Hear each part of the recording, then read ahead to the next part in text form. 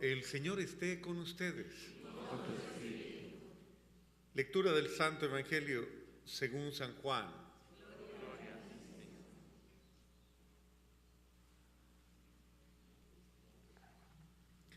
En aquel tiempo Jesús dijo a sus discípulos: la paz les dejo, mi paz les doy. No se las doy como la da el mundo. No pierdan la paz ni se acobarden. Me han oído decir: me voy, pero volveré a su lado. Si me amaran, se alegrarían de que me vaya al Padre, porque el Padre es más que yo. Se lo he dicho ahora, antes de que suceda, para que cuando suceda, crean.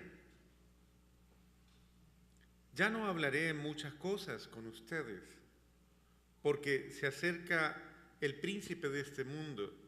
No es que él tenga el poder sobre mí, pero es necesario que el mundo sepa que amo al Padre y que cumplo exactamente lo que el Padre me ha mandado. Palabra del Señor. Gloria a ti, Señor Jesús.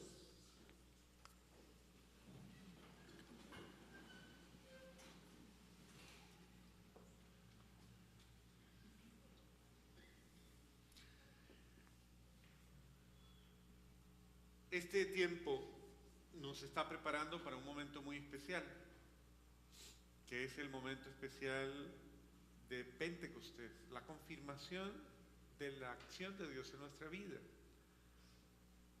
Si hay algo que es importante comprender, es que la iglesia fundada por nuestro Señor Jesús no se ha quedado sola. Es decir, es absolutamente cierto, es decir, Dios al fundar su iglesia no la dejó a la deriva, no fue que lanzó la barca y... No.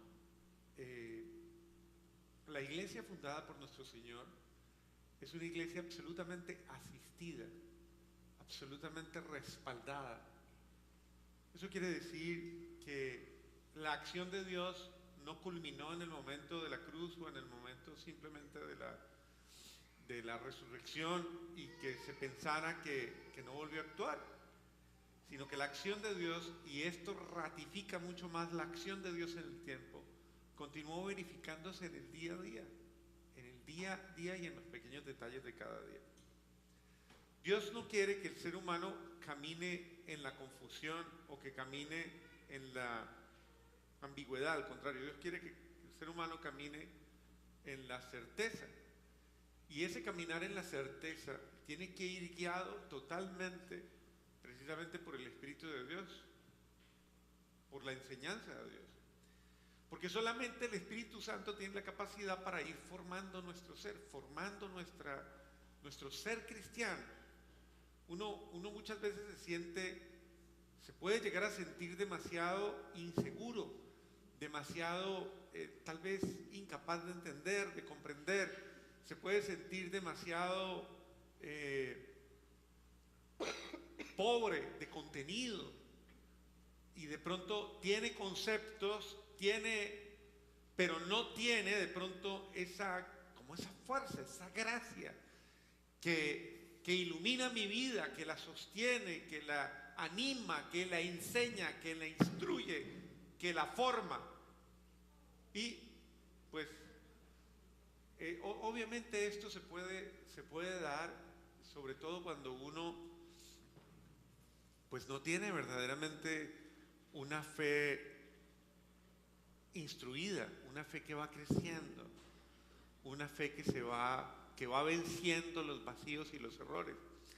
Una de las cosas que más afecta a nuestra fe católica es precisamente la inconsistencia que tiene la gente en su fe.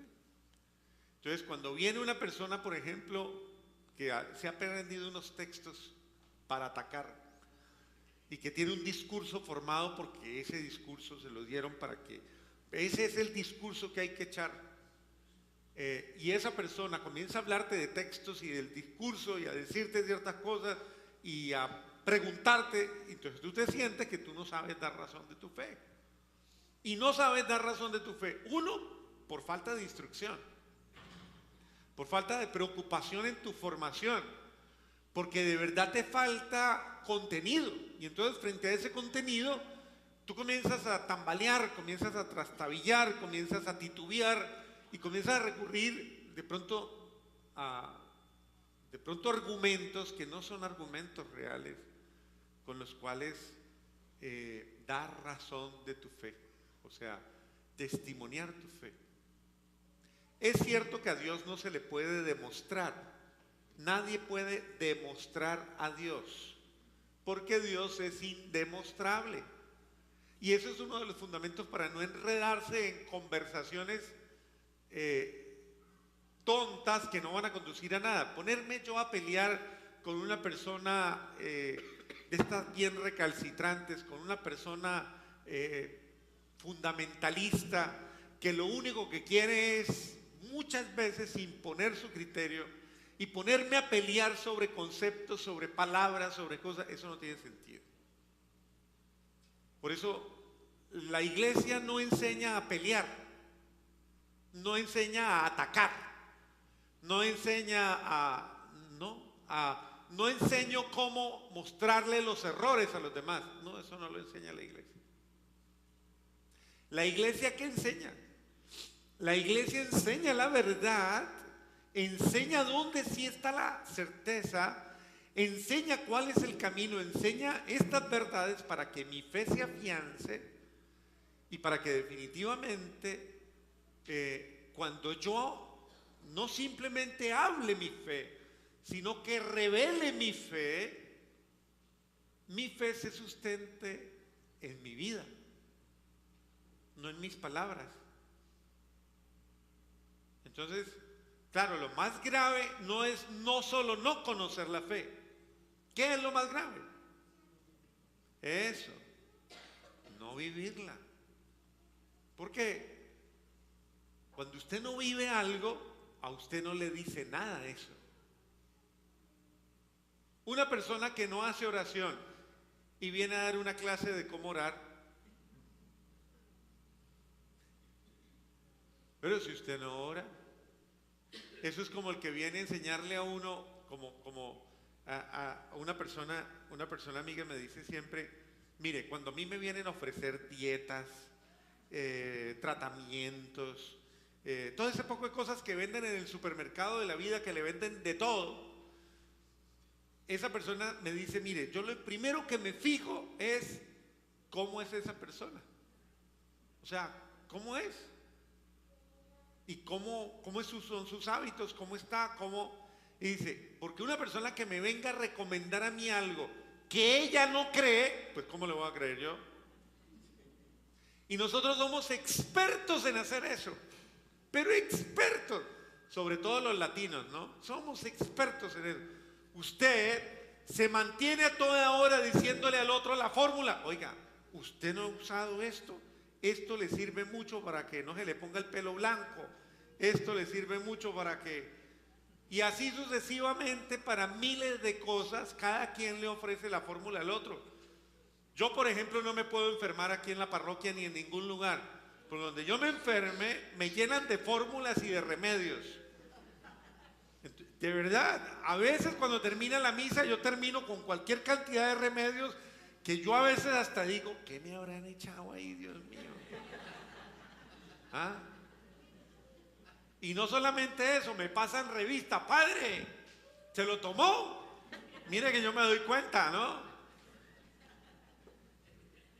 Entonces, muchas veces uno le vive dando la forma. En estos días alguien me decía, yo no me acuerdo quién me decía, me estaba diciendo, padre, haga,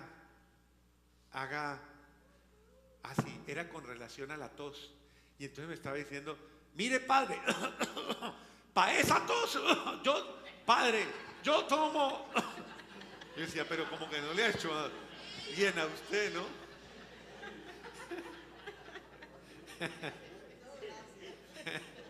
Yo con esa fórmula sigo con mi tos mejor. Entonces, de la misma manera, guardadas las proporciones, es esto. O sea, esto no es un cuento que contar, no es una cosa, es algo que yo vivo, es algo que de verdaderamente me está haciendo bien. A mí me ha hecho bien creer, ¿me hace bien? Sí, me hace bien creer. Me ha hecho bien amar lo que hago. Me hace bien amarlo. Me hace bien instruirlo, leerlo. Me hace bien meditarlo, profundizarlo. Me hace bien aplicarlo a mi vida diaria, tratar de vivirlo. Me hace bien en el día a día, me hace bien creerlo. Yo se los decía el domingo en una de las misas, personalmente me llena tanto de alegría cuando una persona viene y me dice, con mucho cariño me dice, mire padre, eso que usted dijo, yo lo apliqué. Y eso que apliqué, me funcionó. Levanten la mano los que han hecho lo que yo les he dicho. Uy, qué bueno. ¿Y le funcionó? Sí. Bendito sea Dios, buen vendedor, entonces. Porque es la verdad. Si usted quiere que algo sea verdad, vívalo. O sea, porque al no vivirlo lo invalida. Entonces, vívalo. Usted ponga a prueba lo que se le dice, es decir, lo que dice el Señor, lo que el Señor nos enseña, porque de verdad que Dios nos enseña a vivir bien. Es decir, uno no viene a la iglesia solo para calmar el dolor, como cuando va al médico y le dice al médico, deme alguito para que se me quite el dolor. No, uno no puede vivir en esas, o sea, uno tiene que pedir, deme algo que verdaderamente sane las causas, sane la raíz, sane el origen de mi mal, pero no un paliativo. Entonces, Dios nos está llamando a eso. Dios nos está llamando a que nosotros permitamos que esa luz del Espíritu Santo, esa acción del Espíritu Santo en mi vida me haga tanto bien que yo comience a experimentar mi salud física, mi salud espiritual, mi salud en todos los órdenes, mental, moral, en todos los órdenes. Mire, créame, yo se los digo con mucho cariño. Una de las cosas, por ejemplo, que más ataca, una de las cosas que más ataca, por ejemplo, a los hombres, y que hoy día está, créame que en un capítulo bien serio, vamos a tener que tratarlo. Yo no sé, voy a ver si me levanto alguna persona que venga y nos haga una charla bien hecha acerca de esto. Y es el tema de la pornografía. Y ese tema se ha vuelto un tema absolutamente, podríamos decir, de orden prioritario en cuestión de la orientación hacia la salud mental, moral y espiritual de la persona. ¿Por qué? Porque lastimosamente, como está ayudando todos los medios, ya la gente accede a esto absolutamente por todos los medios, televisor, computador, celular, dispositivo, por todos los lados esta cuestión está, y es una cuestión comercial, es una cuestión de explotación, es una cuestión de comercio, es una cuestión de venta, o sea, básicamente lo que busca, esto es comercialización y vender. Y lastimosamente todo eso está con todos los elementos propios de la estimulación. No solamente estimulan al hombre, estimulan a la mujer, estimulan absolutamente todo. Y la predisponen y sencillamente todos los entran en un punto. Lo que importa no es el amor, lo que importa es el placer. Lo que importa es la sensación, lo que importa es la complacencia, lo que importa es mi autocomplacencia, lo que importa es no importa el amor. Y estas cosas se van imponiendo de tal manera que a usted ya no le satisface absolutamente nada y esto se vuelve una cuestión enfermiza, viciosa, una cuestión que obviamente lo que busca es esa compulsividad de la persona, frente a lo cual pierde el control y la persona se vuelve adictiva, se va volviendo una cuestión adictiva que daña la mente, que daña el corazón, que daña el sentimiento, que daña el criterio, y que básicamente está en la fuente también de una desvaloración. Porque yo lo enseño claramente en este sentido. Mire, piense usted, mujer y hombre, piense usted que a quien le están poniendo por delante de esa manera tan desfigurada es un ser humano que siente, que piensa, que ama, que se merece respeto, que se merece, que podría ser su mamá, que podría ser su hermana, que podría ser su hija, que podría ser su esposa, su esposo, su hijo. ¿A usted le gustaría que alguien mire con una mirada malsana a uno de esos seres humanos que usted ama tan entrañablemente? ¿A usted le gustaría que alguien mirara con malicia a esos seres humanos que para usted son tan importantes? Pues detrás de cada ser humano, detrás de cada persona de esas que utilizan los medios de consumo para sus intenciones, hay una esposa. Esa persona refleja una hija, un hijo, a una hermana, un hermano, un alguien que yo quisiera que le miraran con el máximo nivel de amor. Y lastimosamente, como esto es comercio, es que el comercio de los seres humanos, pues hay seres humanos que se venden por esto y por muchas cosas más. Lastimosamente tenemos que pensar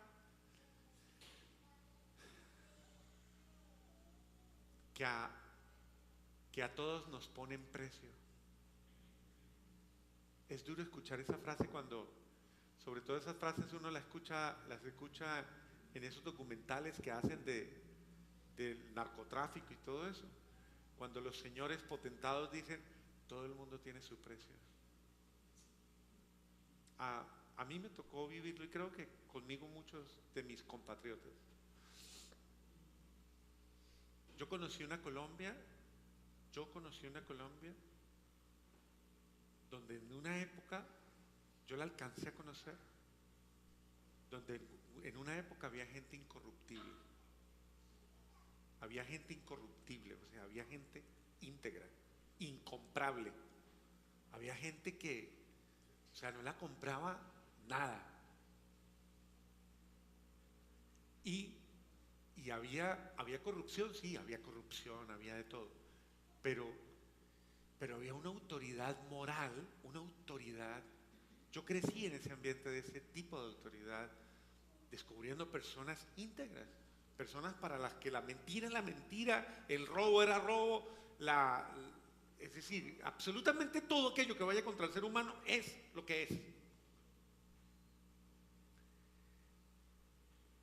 Pero comenzó a permearse, es decir, a meterse dentro de la sociedad.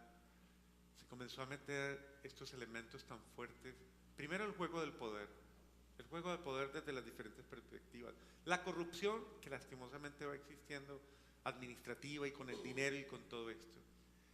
Pero comenzó a meterse todo el ambiente del narcotráfico, de la droga y del narcotráfico.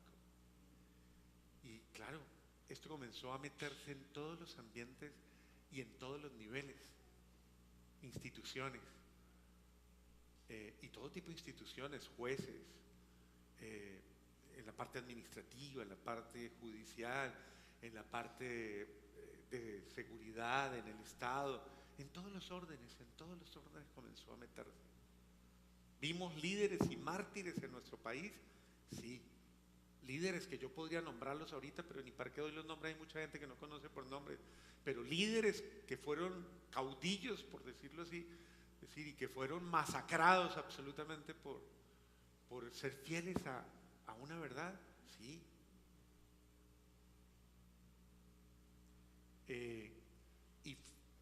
Y fueron muriendo, y parece que hubieran muerto en vano, porque ese sacrificio parece no haber aniquilado esos niveles de corrupción.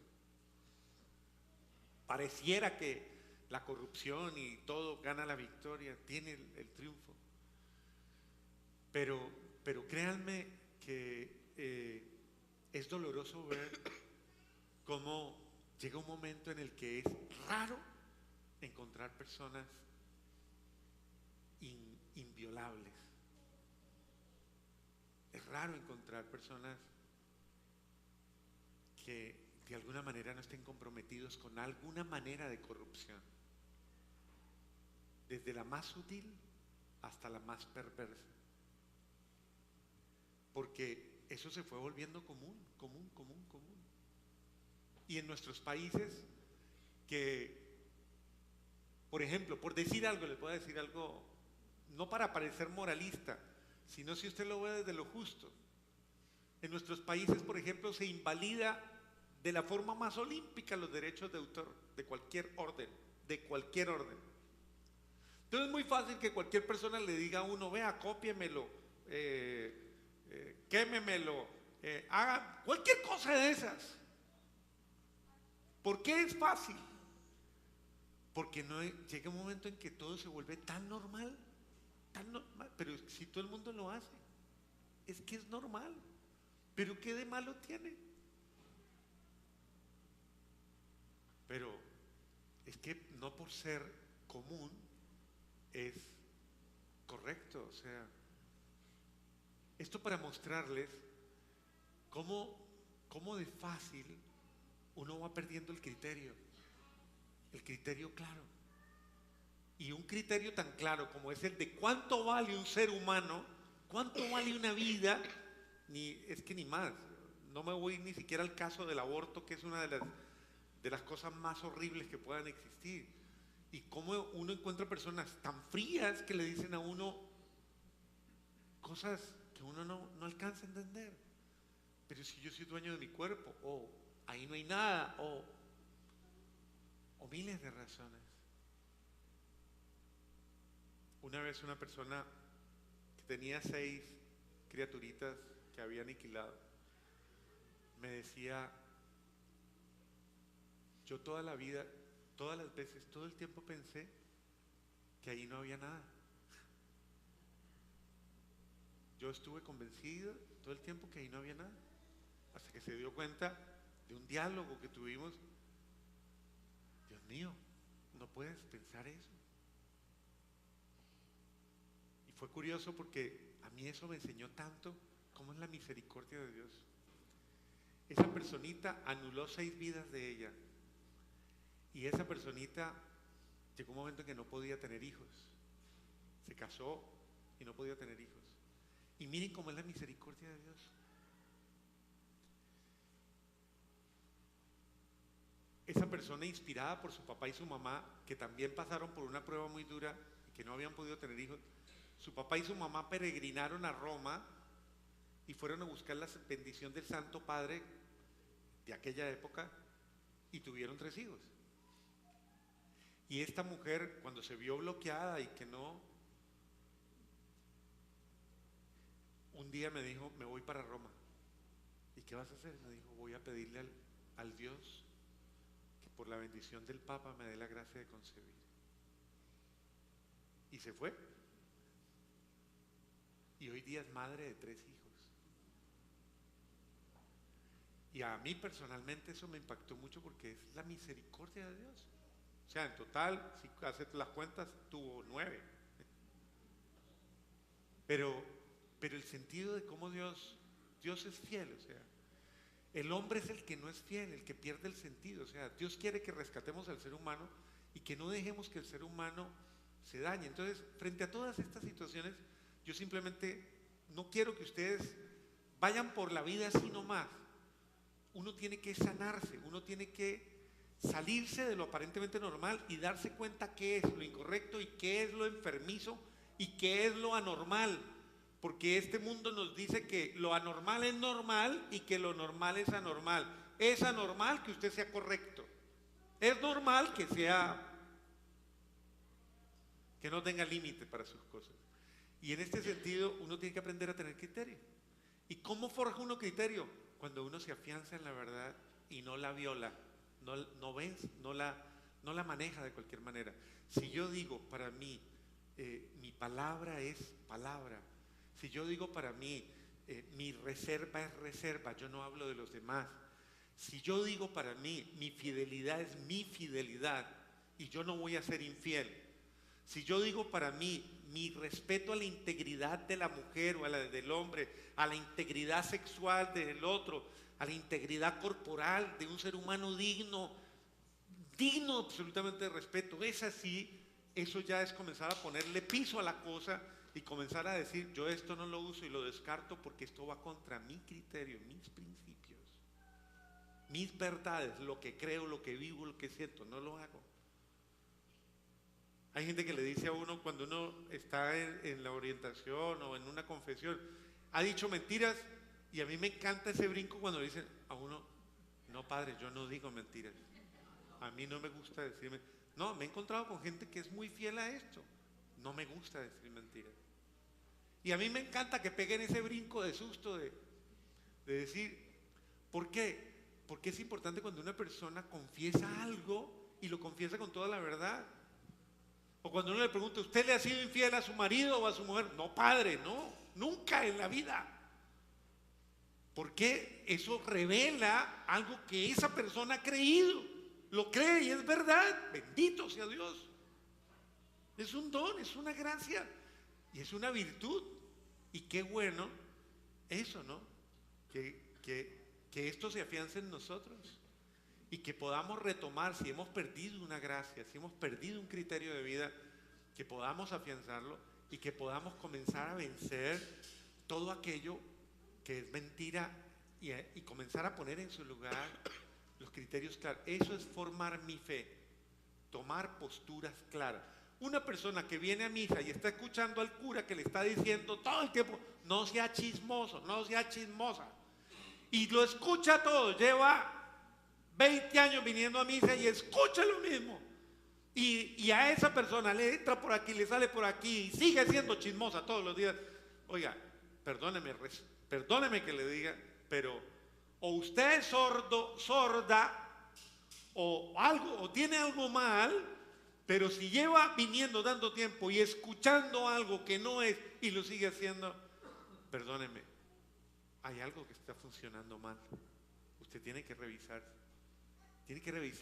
qué le pasa, o necesita un lavado profundo de oídos, o no sé, o necesita formar un poquito más su conciencia, formar su criterio, o tomar posturas claras frente a las cosas. Cuando uno hace estas cosas y toma opciones claras frente a las cosas, uno comienza a definir su vida. Si usted no define su vida, el ambiente lo define y lo tira para su lado. O usted tiene criterios claros, o usted va a parar a cualquier lado. Esa es la primera lectura. Pablo se ganó pedradas, persecuciones, de todo, solo por una razón: por ser fiel a lo que creía.